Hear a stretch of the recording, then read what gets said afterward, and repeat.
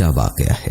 یہ خاتون بیان کرتی ہیں کہ اس کا خاوند اس کو چھوڑ کر بغیر بتائے کہیں چلا گیا اور پھر میں اس کی راہ تکتی رہ گئی مگر وہ واپس نہ آیا۔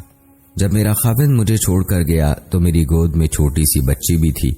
جب مجھے اپنے خاوند کی واپسی کا یقین نہ رہا تو میں اپنے بوڑھے باپ کے ساتھ رہنے لگی۔ میرا باپ بھی اس قدر ضعیف ہو چکا تھا کہ اب وہ مزدوری کرنے اور پیسے کمانے سے عاجز تھا۔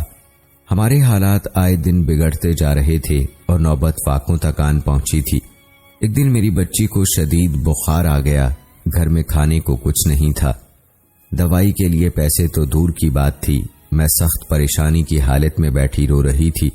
ہماری مدد کرنے والا بھی کوئی نہ تھا کہ اچانک میرے دل و دماغ پر اللہ کا یہ ارشاد چھا سا گیا، کون ہے جو مضطر کی فریاد کو سنتا ہے جب وہ اس کو آواز دیتا ہے اور اس کی مصیبت کو دور کرتا ہے، جو کہ سورہ نمل کی آیت ہے۔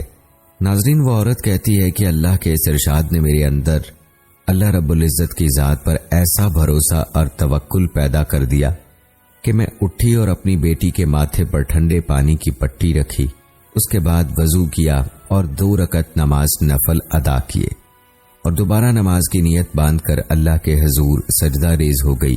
بچی کی تکلیف کی وجہ سے نماز بھی مختصر پڑھی، لیکن دل پر اللہ تعالیٰ کے اسی ارشاد اور آیت کا غلبہ تھا۔ دل میں اللہ کی ذات پر عجیب سا توکل اور بھروسہ جاگ اٹھا تھا۔ میں اسی عمل کو بار بار دہرا رہی تھی، 2 رکعت پڑھتی، دعا کرتی اور بچی کی پٹی چینج کرتی۔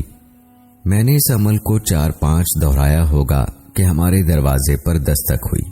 میں اور میرے والد صاحب دونوں پریشان تھے کہ رات کے اس پہر دروازے پر کون ہو سکتا ہے۔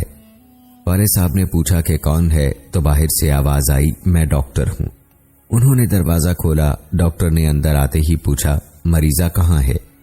ہم نے بچی کی طرف اشارہ کر دیا۔